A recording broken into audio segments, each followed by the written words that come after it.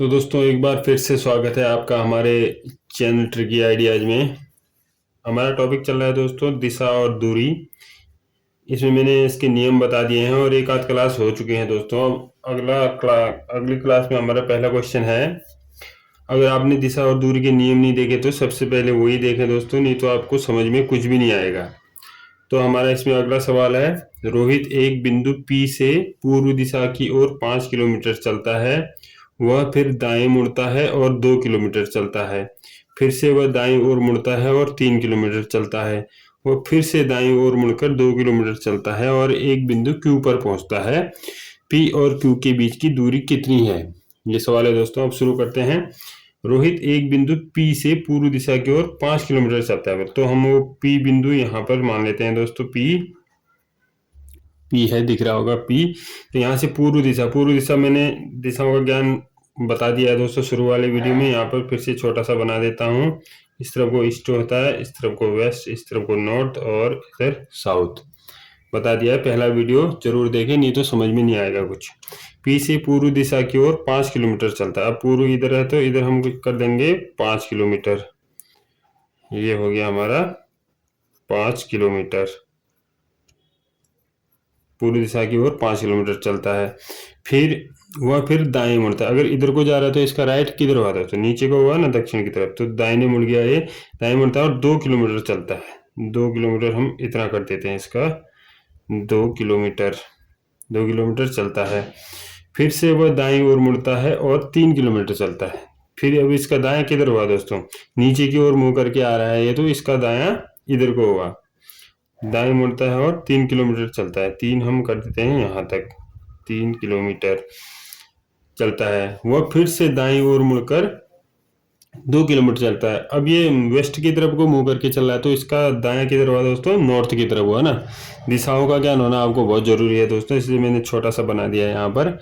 और नहीं तो आप पहला वीडियो देख सकते हैं, उसमें सब बता रखा है। तो ये फिर से दाईं ओर मुड़ता है और 2 किलोमीटर चलता है। तो दायां उसका अब उत्तर की तरफ हो गया। 2 किलोमीटर यहीं पहुंच जाएगा। 2 किलोमीटर चलता है और एक बिंदु Q पर पहुंचता है। तो यहाँ ये बिंदु क्या हो गया हमारा? Q हो गया दोस्तों। Q हो गया। P और Q के बीच की दूरी क्या है पूछ रहा है दोस्तों अभी। ये हमारा कितना हो गया? 2 किलोमीटर। क्यों हुआ ये 2 किलोमीटर? क्योंकि ये और ये भी 2 है, तो ये और ये भी 2 ही होगा। 2 किलोमीटर चलता है और बिंदु Q पर पहुंचता है। P और Q के बीच की दूरी कितनी है? अब हमने ये बतानी क्या दोस्तों? ये दूरी बतानी है, यहाँ से यहाँ की दूरी। आपको डायग्राम देख के वैसे समझ में आ गया होगा कि कितनी होगी इसकी दूरी। इसकी दूरी कितनी होगी दोस्तों? यहाँ चलो इसका नाम दे देते। P है, Q ये है, R ये है, इसको S दे देते हैं, इसको T दे देते हैं, तो आसानी हो जाएगी हमको। P से R की दूरी कितनी है? P से R की दूरी 5 किलोमीटर है। 5 किलोमीटर है। R से S की दूरी कितनी है? R से S की दूरी है 2 किलोमीटर। और S से T की दूरी कितनी है? 3 किलोमीटर। और T से Q की दूरी कितनी है? 2 किलोमीटर। 2 किलोमीटर। अब इसने हमसे पूछा क्या है? P से Q की दूरी पूछ रहा है ना दोस्तों। अब हमने P से Q की दूरी निकालने के लिए क्या करना पड़ेगा? P और R की दूरी कितनी है हमारे पास? P की और R की दूरी हमारे पास 5 किलोमीटर। और Q और R के बीच की दूरी कितनी होगी दोस्तों? आप देख सकते हो, इसी के सापेक्ष से चला हुआ है ना ये नीचे S और T। यहीं से तो ऊपर गया है, यहाँ से 2 चला है, फिर 3 चला है, फिर 2 चला है, यहाँ पर तो वर्ग बन गया है एक। तो S से T की दूरी जो होगी वही Q से R की दूरी होगी, या R से Q की दूरी होगी। तो P से R की दूरी हमारे पास कितनी है? 5 किलोमीटर। और Q से R की कितनी हो गई? Q से R की दूरी कितनी हो गई? जो T से S की दूरी है, इसका मतलब 3 किलोमीटर। तो अब हमने P से Q की दूरी निकालनी है, तो क्या करना पड़ेगा? PR माइनस PQ ही करना पड़ेगा। PR की दूरी से हमको QR की दूरी घटानी पड़ेगी। PR की दूरी से QR की दूरी घटानी पड़ेगी। PR कितना है हमारे पास? 5। और QR कितना है हमारे पास? 3, क्योंकि TS वर्ग बना हुआ है। TS और QR की दूरी बराबर होगी, तो -3 बराबर कितना आ जाएगा? 2 किलोमीटर हमारा उत्तर हो जाएगा दोस्तों। PQ की दूरी पूछा ना दोस्तों इसने, P और Q के बीच की दूरी कितनी है? तो हमारे पास कितना हो गया? PQ बराबर 2 किलोमीटर। समझ में आया दोस्तों? आसान सा सवाल है, थोड़ा सा दिमाग लगाना पड़ता है, ज़्यादा टफ नहीं होता है। आपको पता होना चाहिए, ये मेन है, ये आपको दिशाओं का ज्ञान होना चाहिए, इसके नियम पता होने चाहिए, जो मैंने पहली वीडियो में बता दिए हैं। तो कोई सा भी सवाल कठिन नहीं होता है। तो हमारा अगला सवाल है दोस्तों, एक आदमी एक स्थान से चलना शुरू करता है, उसके 9 किलोमीटर दक्षिण में जाता है और तत्पश्चात वह पूर्व में मुड़कर 3 किलोमीटर जाता है, फिर वह दक्षिण में मुड़कर 3 किलोमीटर चलता है और फिर 8 किलोमीटर पश्चिम में जाता है। प्रारंभिक स्थान से वह कितनी दूर है? ये आप इसको वीडियो पॉज करके अपना सवाल बना सकते हैं दोस्तों, और उत्तर का मिलान कर सकते हैं। तो मैं शुरू करता हूँ अब इसको। एक आदमी एक स्थान से चलना शुरू करता है और उसके 9 किलोमीटर दक्षिण में जाता है। जैसा जैसा क्वेश्चन बोलता रहेगा दोस्तों, हम वैसा वैसा करते रहेंगे। एक स्थान हम मान लेते हैं यहाँ से चल रहा है, वो यहाँ से चल रहा है और 9 किलोमीटर दक्षिण में जाता है। दक्षिण, पूर्व पश्चिम उत्तर दक्षिण सब बता दिया दोस्तों, आप वीडियो देख लेना। 9 किलोमीटर दक्षिण में जाता है, तो यहाँ पर मान लेते हैं हम 9 किलोमीटर हो गया इसका पूरा। 9 किलोमीटर दक्षिण में जाता है, तत्पश्चात वो पूर्व में मुड़कर, पूर्व पश्चिम आपको पता ही है, तो पूर्व में मुड़कर इधर को मुड़ जाएगा, पूर्व में मुड़कर 3 किलोमीटर जाता है, तो ये उसका 3 किलोमीटर हो गया दोस्तों। 3 किलोमीटर हो गया, पूर्व में मुड़कर 3 किलोमीटर जाता है, फिर वह दक्षिण में मुड़कर 3 किलोमीटर और चलता है। दक्षिण नीचे को हो गया, दक्षिण में मुड़कर 3 किलोमीटर और चलता है, फिर वह दक्षिण में मुड़कर 3 किलोमीटर चलता है और फिर 8 किलोमीटर पश्चिम में चला जाता है। अब पश्चिम की तरफ दोस्तों इधर को हो गया, इधर को हो गया हमारा 8 किलोमीटर, ये हो गया हमारा 8 किलोमीटर पश्चिम में जाता है। प्रारंभिक स्थान से वह कितनी दूर है? अब यहाँ से यहाँ की दूरी बतानी है दोस्तों हमको, ठीक है? समझ में आ रहा है? यहाँ से चलो मैं इसका वो कर देता हूँ, ए कर देता हूँ, बी जहाँ जहाँ से ये मुड़ा है, सी डी ई। अब देखो दोस्तों, ये बोला कि प्रारंभिक स्थल से वह कितनी दूरी पर है। अब हमें ई और ए की दूरी बतानी है कि यह कितना है। ये अब आपको समझ में नहीं आ रहा होगा तो मैंने पहले वीडियो में इसके नियम सब बता रखे हैं, आप पहले उसको देखें तब समझ में आएगा, नहीं तो ये समझ में नहीं आएगा। अब देखो दोस्तों, हमने ई और ए का बनाना है, तो यहाँ का डिस्टेंस हमें पहले पता होना चाहिए, यहाँ का डिस्टेंस हमें पता होना चाहिए। बी यहाँ पर ई लिख देता, तो यहाँ पर जो एक कट रहा है हमने काल्पनिक बनाया है, तो मैं इसको एफ लिख देता हूँ दोस्तों, ठीक है? बी और सी की 3 किलोमीटर है, तो इसी के सापेक्ष समानांतर नीचे चला है, तो डी और एफ का भी कितना हो जाएगा? 3 किलोमीटर।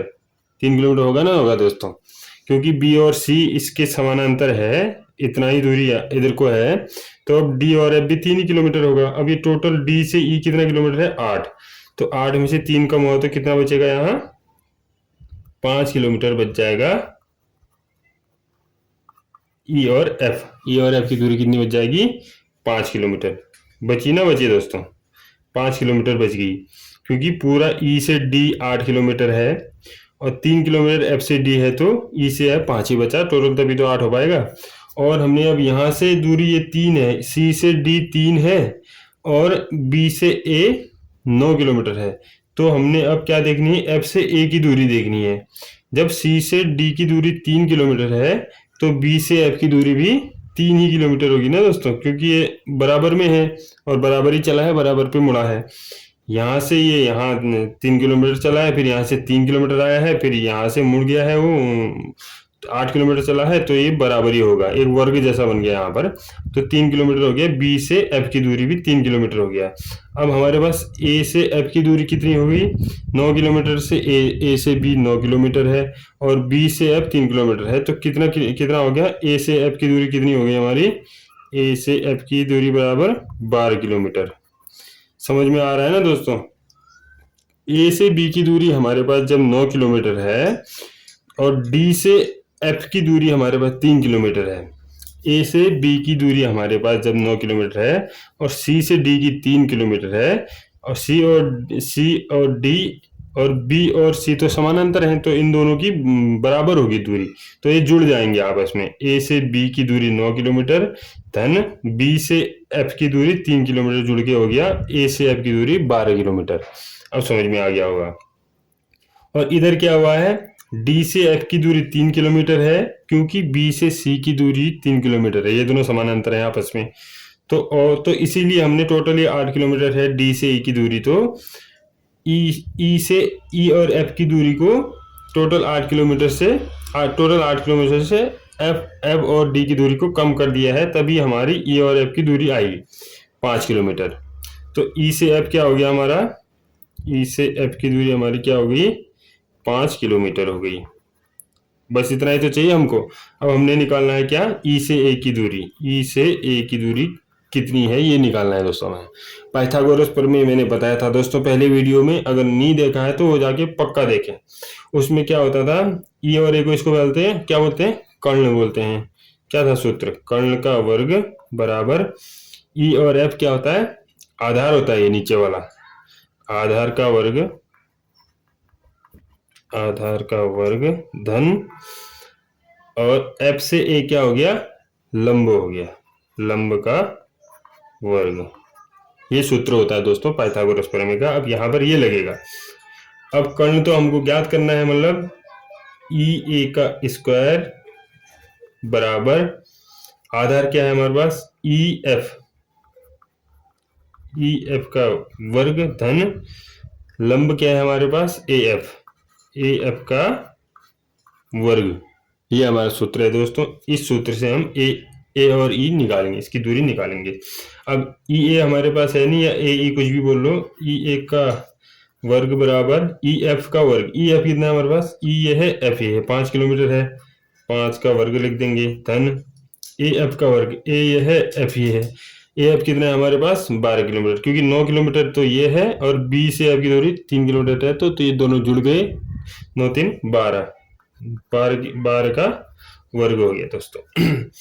अब ई ए ऐसे ही रहेगा, ए का वर्ग बराबर 5 का वर्ग कितना होता है, 5 का वर्ग मतलब होता है उसी संख्या से गुणा करना, 5 गुणा 5 25, धन 12 गुणा 12, 12 की पहाड़ी पर लो, 12 12 होता है 144 हुआ दोस्तों। अब ई और ए का स्क्वायर ऐसे रहेगा, इन दोनों को जोड़ देंगे हम, 5 और 4 है 9, 2 और 4 है 6, 1 का 1, 169 आ गया।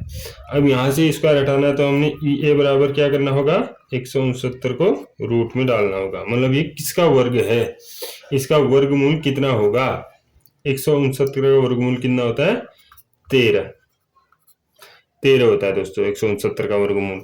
अगर वर्गमूल नहीं आता है तो कमेंट करके बताएं, मैं वर्गमूल निकालना भी सिखा दूंगा। तो 13 हमारा क्या हो जाएगा उत्तर, मतलब 13 गुणा 13 करोगे तो आपका 169 आ जाएगा। 13 39 का 9 80 लागू 3, 13 कम 13 3 16 आया ना दोस्तों 169। तो 169 का वर्गमूल होता है 13। तो क्या निकल गया, ए हमारा 13 किलोमीटर। समझ में आया नहीं आया दोस्तों? अगर समझ में आया हो तो वीडियो को लाइक करें दोस्तों, शेयर करें, अपने दोस्तों के साथ शेयर जरूर करें, और चैनल में नए हैं तो चैनल को सब्सक्राइब जरूर करें। अब मिलते हैं अगली वीडियो में। धन्यवाद, जय हिंद।